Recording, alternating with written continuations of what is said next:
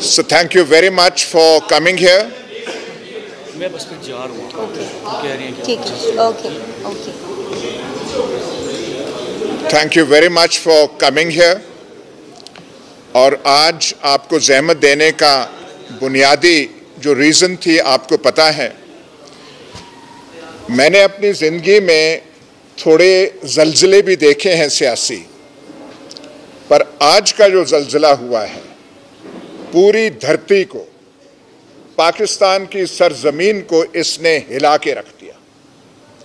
जो हमने election day पे देखा था, जो हम पहली रात ही पुकारने लगे थे और फिर कल की प्रेस कॉन्फ्रेंस में भी हमने वो सारा कुछ बयान किया, पर आज तो ऐसा मोजज़ा हुआ जैसे आसमान से गिर के सब कुछ अयां हो गया। और इससे ज़्यादा धमाका खेज, एक्सप्लोसिव कोई एडमिशन हो नहीं सकती थी जो कि commissioner Rawalpindi, the senior most administrative officer in Rawalpindi division, और रावलपिंडी डिवीज़न के 4-5 अजला हैं, मरी इंक्लूडेड, और सबसे बड़ी जो धांधली तो पूरे पाकिस्तान में हुई कराची तक, पर जो सही वो जो टोका चला था धांधले का वो रावलपिंडी डिवीज़न में चला था। क्योंकि बाकी जगह पंजाब में कोई 3 को हराया तो एक जो है हमारा आगे हो गया, वो निकल गया, पर यहाँ पे शायद उन्होंने कसम खाई हुई थी कि रावलपिंडी डिवीज़न जिसमें पोठवार आता है, अटक का छछ आता है, हमारा चकवाल का धन्नी आता है, यहाँ पे शायद तहिया था कि यहाँ पे किसी को बचने नहीं देना। अब हाँ जी बताएं, आपके पास कोई एविडेंस है? ये हम चीख चीख के पुकार के बता रहे थे कि ये कुछ इलेक्शन डे पे हुआ है, लेकिन जो आज कमिश्नर साहब ने बता दिया, कमिश्नर साहब ने तो यहाँ तक कहा कि मैं अपनी जान लेने का मैंने इरादा सुबह कर लिया था, ऐसी चीज़ हुई थी। लेकिन फिर मैंने कहा, these are the words of the commissioner, कि मैं हराम की मौत क्यों मरूं, मैं सबके सामने क्यों नहीं बयान कर देता कि क्या हुआ है। मैंने अवाम की पीठ में छुरा घोंपा है, एंड उन्होंने, एक उनकी ग्रेटनेस है, उन्होंने अपने आरोज से माफ़ी मांगी, माजरत के आई अपोलोजाइज, मैं माफ़ी मांगता हूँ from all my returning officers. अब जो हम कह रहे थे वो जो है आज सारा कुछ बयान उन्होंने कर दिया, और यहाँ तक कहा उन्होंने कोई एक्सेप्शंस नहीं की कि रावलपिंडी डिवीज़न की इतनी सीट्स में से 1-2, उन्होंने कहा सारी की सारी सीट्स। और ये भी उन्होंने कहा कि जिनकी 50-50 हज़ार की लीड थी हमने उनको हरा दिया, और ये मेरे सर पे बोझ है। एक तो उन्होंने ये बात की, लेकिन मैं जर्नलिज्म में भी रहा हूँ, उम्र भी थोड़ी ज़्यादा है, जो रिएक्शन आया हमारी बैंकरप्ट लीग से वो तो घटियापन की इंतहा है। और भाई आप आंसर करें, जो एलिगेशंस लगे हैं उसका आप रिफ्यूट करें। राना सनाउल्लाह जो खुद इस इलेक्शन में पिट गए, और जब से पिटे हैं, आई इनवाइट यू, उनका चेहरा तो आप देखिए, चेहरा जो है वो जो पुराना वो जो रोब राब होता था राना साहब का मूंछों का, वो रहा ही नहीं इस इलेक्शन के बाद। वो कहते हैं जी मैं जानता हूँ, पता नहीं ये ट्रीटमेंट ले रहे हैं, फलाना ले रहे हैं, और जब ये इलेक्शन कर रहे थे तो आपको तब याद ना आई ट्रीटमेंट की, तब आपको ये बातें याद नहीं आई। और कोई कह रहा है ये फलाने का फ्रंटमैन है, वाह कमाल बात है। भाई पहले कहना था ना, सारा कुछ जब करके तो तालियां बजा रहे थे कि ये है। तालियां वैसे एक बात है, बैंकरप्ट लीग जो है ताली सही तरह बजा नहीं सकी, उनका वो जो है एतमाद और कॉन्फिडेंस जो है बिल्कुल रहा नहीं। लेकिन इतना भोंडा रिएक्शन, जो मैं कह रहा हूँ भोंडा भी नहीं, घटियापन, और थोड़ा सा ग्रेस तो होनी चाहिए, थोड़ा सा दिल तो कुशादा होना चाहिए। एक आपको ये जो इलेक्शन, ऐसा इलेक्शन पाकिस्तान की तारीख में नहीं हुआ।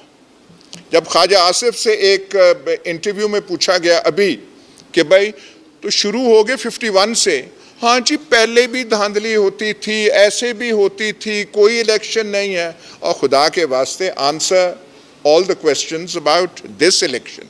ये जो इलेक्शन हुआ है ये आपने क्या किया है?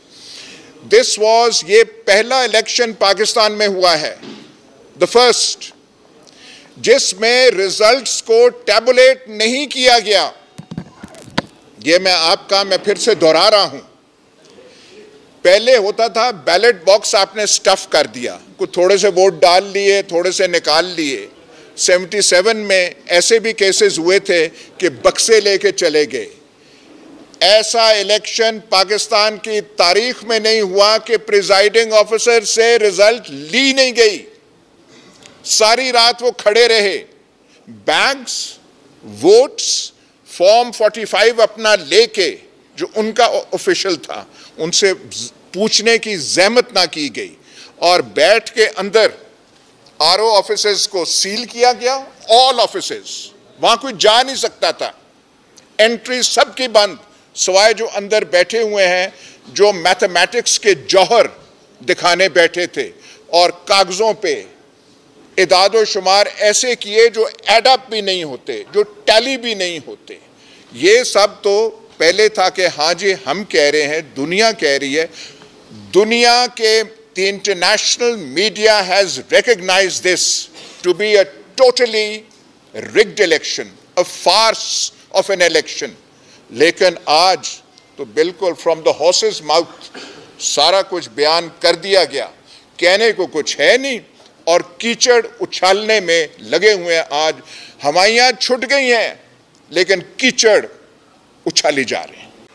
अच्छा देखिए, बात यह है कि जिस तरह से आज जो है, जो कमिश्नर साहब का जो बयान आया है, उसमें एक चीज़ तो वाज़े तौर पर अयां हो गई है कि पाकिस्तान तहरीक इंसाफ का जो स्टैंड था अपनी 13 सीट्स को लेकर, वो बिल्कुल जो है वो जायज़ था, और पाकिस्तान तहरीक इंसाफ जो है वो बिल्कुल अपना सही हक मांग रही थी। जिस तरह का इल्ज़ाम ये लोग आज कमिश्नर पे लगा रहे हैं, जैसे अभी अयाज़ मीर साहब ने बात की कि इन्होंने कहा कि कमिश्नर जो है वो इंसेन था, तो पिछले 2 सालों से आपने एक इतने इम्पॉर्टेंट और इतने सेंसिटिव डिस्ट्रिक्ट में आपने एक इंसेन बंदे को कैसे आपने लगाया हुआ था? ठीक है, पहला सवाल तो ये बनता है। दूसरा सवाल ये है कि वो ये बात कह रहे हैं कि जी कमिश्नर जो है उनका कोई राइट नहीं बनता, ठीक है, ना ही उनको ये अथॉरिटी है कि वो जो है वो किसी भी तरह से जो इलेक्शन है उसको जो है मैनेज करें, या फिर जो है इलेक्शन से रिलेटेड कोई भी चीज़ जो है वो कर सकें। अगर ये उनकी अथॉरिटी नहीं है तो मेरा सवाल सिर्फ इतना सा है कि क्या डीसी उनके अंडर नहीं है? क्या आपके एसीज़ उनके अंडर नहीं हैं? क्या आपके आरपीओ, डीपीओ, डीआरओ, आरओ उनके अंडर नहीं हैं? अगर नहीं हैं तो फिर हमारे डिस्ट्रिक्ट अटक में किस तरह इलेक्शन वाले दिन, पोलिंग डे वाले दिन, जो हमारे कमिश्नर साहब थे वो वहाँ पर किस चीज़ का मुआयना करने गए थे अगर ये उनको अथॉरिटी नहीं थी? सो ये क्वेश्चन है हमारा, जो ये लोग उन पर कीचड़ उछाल रहे हैं, जैसे अयाज़ मीर साहब ने अभी कहा, तो ये हमारा सवाल है कि फिर क्यों आपने 2 साल से उस बंदे को इतने मेगा प्रोजेक्ट्स, जिनका इल्ज़ाम भी बहुत दफ़ा हमारे लोगों पर लगाया गया, उन मेगा प्रोजेक्ट्स पे जो है आपने एक ऐसे बंदे को जो है वो उसकी तैनाती की हुई थी। दूसरी चीज़ ये कि हम लोगों की आज के इस बयान में जो आपकी कमिश्नर ने दिया, उस बयान के बाद 2 चीज़ें हमारे पास, पहला एविडेंस था हमारे फॉर्म 45 जो हर एमएनए एमपीए के पास मौजूद हैं, जो हमें हमारे प्रिजाइडिंग ऑफिसर्स ने प्रोवाइड किए थे, और वो तमाम जो हैं वो हमारे सोशल मीडिया प्लेटफॉर्म्स पे भी जो है वो मौजूद हैं। इंटरनेशनल मीडिया को भी हमने प्रोवाइड किए हैं, हमने नेशनल मीडिया को भी प्रोवाइड किए हैं। जिनको नहीं मिले तो वो हमसे ले सकते हैं, हमारे पास मौजूद हैं अभी भी। दूसरा जो प्रूफ है वो है हमारे कमिश्नर का कन्फेशन। तो ये चीज़ें मेरे ख़्याल में हमारे हक, अपना हक हासिल करने के लिए बहुत हैं, और इससे ज़्यादा हमें किसी एविडेंस की ज़रूरत नहीं है। हमारी जो डिमांड है, हमारी डिमांड ये है कि इंशाअल्लाह ताला मंडे को हम सब एमएनएज़ और एमपीएज़ के जिनके ये मसला है जिनके उस पर रिगिंग हुई है, हम सब इलेक्शन कमिश्नर के पास जाएंगे और अगर इलेक्शन कमिश्नर साहब ने हमें हमारा हक जो है वो ना दिया और अगर हमारा नोटिफिकेशन ना किया तो फिर जिस तरह का आज एक प्रोटेस्ट आपने देखा है, इंशाअल्लाह ताला पब्लिक जो है वो पूरा रिएक्शन आपको फिर देगी, क्योंकि अवामी मैंडेट पे इतनी आसानी से हम किसी को जो है डाका नहीं डालने देंगे। So this is from my side. Over to Abuzar भाई, द लीगल। Yes please.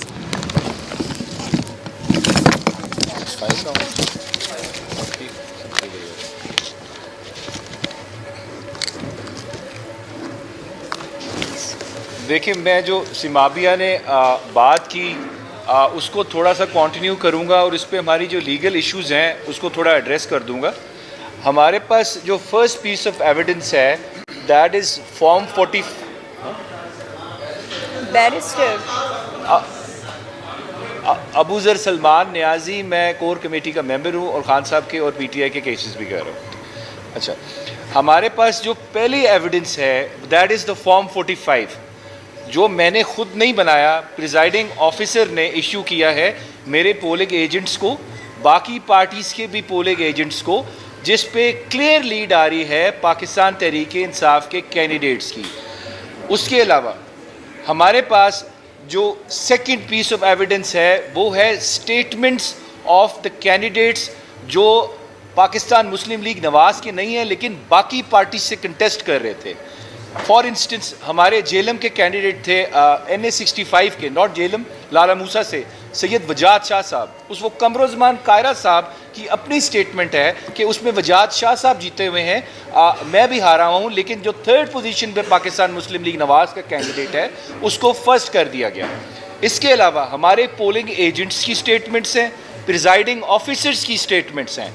ये हमारे पास कंक्रीट एविडेंस है, सब्सटैंशियल एविडेंस है कि हम अपना केस इस्टेब्लिश कर सकते हैं। एक तो हमने मीडिया को भी सारी एविडेंस प्रेजेंट कर दी है, उसके अलावा जो कोर्ट ऑफ लॉ में है, फ़िलहाल तो हम इलेक्शन कमीशन को फेस कर रहे हैं, वहाँ पे नेक्स्ट वीक हम सारे हमारे केसेस लगे हुए हैं। तो इलेक्शन कमीशन से दरख्वास्त ये है कि ये जो सीरियस किस्म की आखिरी एविडेंस जो हमारे पास आई है that is the confession of the officer जो इन सबको हेड कर रहा था। देखिए, कमिश्नर कोई क्लर्क नहीं है, कमिश्नर के नीचे आपका डीसी सारे काम करते हैं, उसके नीचे आपके जो प्रिजाइडिंग ऑफिसर्स हैं जो एजुकेशन डिपार्टमेंट के, most of them they belong to education department, वो सारे वहाँ से बिलोंग करते हैं। तो इस वजह से सारी हायरार्की आपकी पूरी डिवीजन की works under the commissioner. A statement from the commissioner can not be taken lightly, that is admission and confession of a crime कि ये क्राइम कमिट हुआ है। वो क्राइम क्या है? पाकिस्तान तहरीक इंसाफ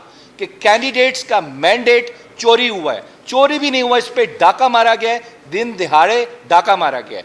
इसके अलावा देखें, हमारी अब इल्तजा है इलेक्शन कमीशन ऑफ पाकिस्तान से, अभी तक आपने जितने फैसले किए हैं उससे पाकिस्तान तहरीक इंसाफ को कानूनी भी नुकसान हुआ है, उसके अलावा सियासी भी नुकसान हुआ है। अब आपने देख लिया इस मुल्क की आवाम जो है वो पाकिस्तान तहरीक इंसाफ के साथ खड़ी है और आवाम की विशेज़ एस्पिरेशंस जो हैं, जो उनको आईन पाकिस्तान कहता है जो पॉलिटिकल ऑर्डर इस्टेब्लिश होगा through will of the people होगा, अगर उस पर डाका मारा गया है तो आपको यहाँ पे सिर्फ बिठाया गया है जो टैक्स पेयर की सैलरी आप ले रहे हैं, इस वजह से कि आप इंसाफ करें। आर्टिकल 218 आईन पाकिस्तान का कहता है it is your duty to ensure the elections are held in free, fair and transparent manner. So far आप इसमें फेल हुए हैं, अभी भी आपके पास चांस है कि अपने आप को इसमें एब्जॉल्व करें और इस मुल्क में इंसाफ करें। ये मेरा ज़ाती इशू नहीं है, ना सिमाबिया साहिबा का इशू है, ना इवन इमरान खान साहब का इशू है। ये पाकिस्तान की 9 से 10 करोड़ जो अवाम है, जो निकले हैं, जिन्होंने वोट दिया है अपने कैंडिडेट्स के,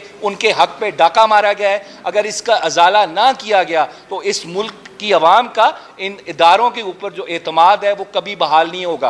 और यही चीज़ इस मुल्क की जुडिशरी को भी मैं उनसे रिक्वेस्ट करता हूँ। जुडिशरी सिर्फ फंक्शन करती है जब पब्लिक का कॉन्फिडेंस हो उनके ऊपर। अगर पब्लिक कॉन्फिडेंस लूज कर जाए, ये वो आवाम है जिन्होंने आपको आपके टैक्स से जो आप तनख्वाहें लेते हैं उन्होंने वोट दिया है, वो बड़ा सोच के आए थे कि हम अपनी मर्जी से आईने पाकिस्तान उसकी जो रूह है, जो स्पिरिट है, जो कहता है कोई पॉलिटिकल ऑर्डर इस्टेब्लिश होगा सिर्फ विल ऑफ द पीपल के थ्रू होगा, उसके अलावा उसकी कोई ऑप्शन नहीं है। अगर आप नहीं इंसाफ करेंगे तो खुदारा आपके ऊपर जो एतमाद है वो अवाम का ख़त्म हो जाएगा। मैं जुडिशरी से रिक्वेस्ट करता हूँ इसमें सीरियस एक्शन लें और इंश्योर करें कि इस मुल्क में ऑर्डर वही इस्टेब्लिश हो जो विल ऑफ द पीपल के थ्रू है।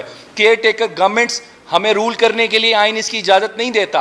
हमें 1-1.5 साल हो गए, हमारे केयर टेकर प्राइम मिनिस्टर्स हैं। इस तरह नहीं होगा, या बाहर से आप लोग ले आए स्पेशल, उनको यहाँ पे हमारे ऊपर मुसल्लत कर दें, जो 15 सीटें भी नहीं ले सके इस इलेक्शन के अंदर। तो इस वजह से जो अवाम चाहती है, क्योंकि जो पॉपुलर सॉवरेनिटी होती है डेमोक्रेसी में, खल्के खुदा जो है उसके पास ही जाएगी।